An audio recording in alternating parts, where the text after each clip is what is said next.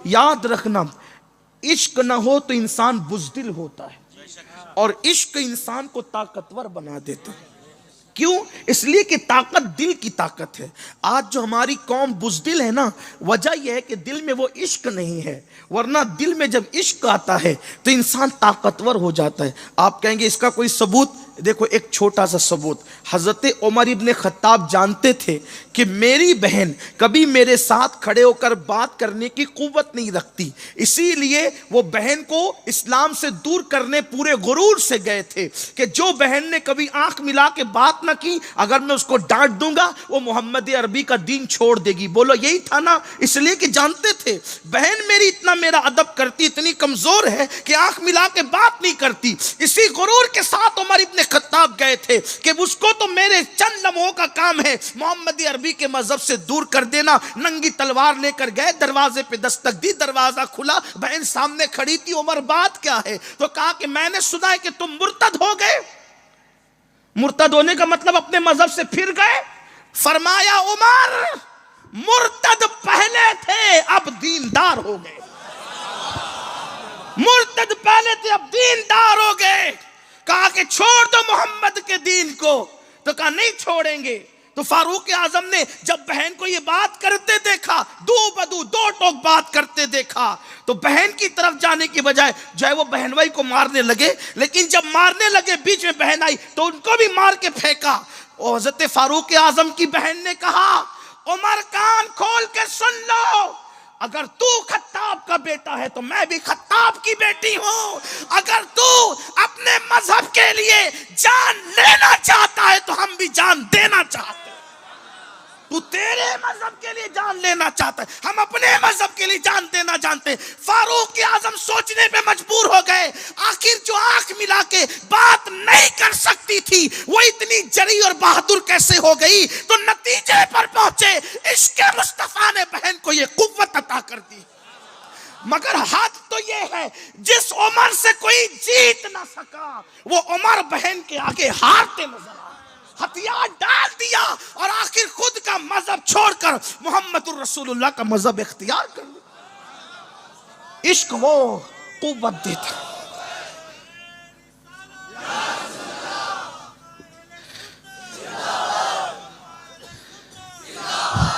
अब पता चला इश्क इतना ताकतवर है जो उमर जैसे को हरा देता है। इश्क इतना ताकतवर है जो उमर और एक बार अहले इश्क के सामने हार कर, एक बार अहले इश्क के सामने हार कर जब वो खुद इश्क वाले बन गए, फिर जिंदगी में उमर कभी नहीं हारे, बल्कि कैसर और किसरा के ताजदार बना दिए गए।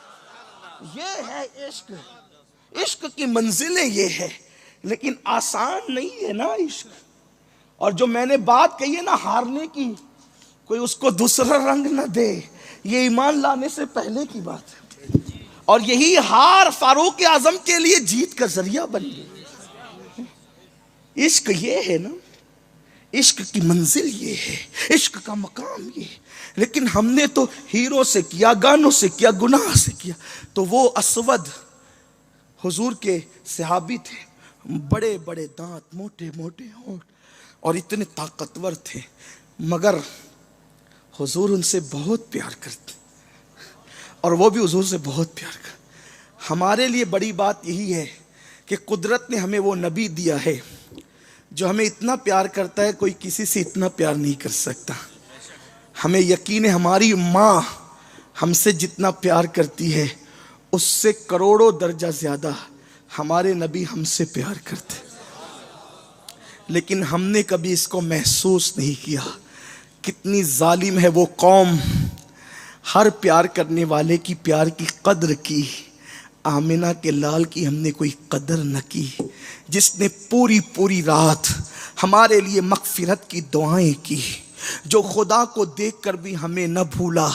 बल्कि आए आपको बताऊं, जब कब्र में रखे जाने लगे मुस्तफ़ा जाने रहमत, जब आखिरी आराम के लिए आमिना के लाल को, हम सब के आका को जब कब्र अनवर में रखा जाने लगा, हज़रत उसामा इब्ने अब्बास कहते हैं कि जब मेरे आका को हमने कब्र अनवर में रख दिया तो मैं और अली कब्र अनवर में लिटाने की खिदमत अंजाम दे रहे थे। हमने सोचा अब इसके बाद ये रुखे वद्दुहा, ये रुखे ताबा, ये रुखे जाना अब नजर नहीं आएगा। तो चलते चलते मिट्टी कब्र की जीनत बनाने से पहले, मिट्टी को कब्र की जीनत बनाने से पहले एक बार कफन हटाकर हुजूर को देख तो लें, उस रुखे वद्दुहा को तो देख लें। कहते हैं कि जब कफन मुबारक चेहरे से हटा तो हुजूर के लबहाए मुबारक अभी भी जुम्बिश कर रहे थे और हिल रहे थे। हमने सोचा अब हुजूर से हमारी ज़ाहिरी आखिरी मुलाकात है, अब हुजूर कब्र अनवर में क्या कहना चाहते हैं और क्या कह रहे हैं। कहते हैं जब हमने कान लगाया तो अल्लाह के रसूल की ज़बान पर जारी था, रब्बे हबली उम्मती, रब्बे हबली उम्मती, रब्बे हबली उम्मती। मेरे इमाम अहले सुन्नत आला हज़रत ने लिखा, कब्र में रखे गए तो भी क्या कहा, रब्बे हबली उम्मती। और क़यामत में उठेंगे, क़यामत में उठेंगे तो भी यही कहते हुए रब्बे हबली उम्मती। मतलब क्या, मतलब क्या, रखे गए कब्र में तो भी रब्बे हबली उम्मती, उठेंगे तो भी रब्बे। इस पूरी दरमियानी कैफियत में यानी कब्र में लिटाने से लेके उठने तक हुजूर आज भी कब्र शरीफ में रब्बे हबली उम्मती ही कह रहे हैं। आज भी हमें याद कर रहे हैं। पहले सजदे पे रोज़े अज़ल से दुरूद, यादगारी ये उम्मत पे लाखों सलाम। मैं पूछना चाहता हूँ, जो नबी हमें कभी नहीं भूले, हम उस नबी को कब याद करते हैं? सोचा कभी? लोग कहते हैं हमें तबाह किया जा रहा है। तबाह नहीं किया जाएगा तो क्या किया जाएगा? जो कौम इतने प्यार करने वाले नबी का दिल दुखाए, उस कौम को इज्जत के साथ जीने का हक क्या है? लेकिन हाँ, किसी आशिक रसूल ने कहा था, हुजूर यूं ही याद नहीं आते, पहले हुजूर हमें याद करते हैं, फिर वो हमें याद आते हैं। शायद आज खुसूसी तौर पे हमारा नाम लेकर हमें याद किया गया है, इसीलिए कायड वालों आज हम उनकी महफिल सजाकर बैठ गए हैं।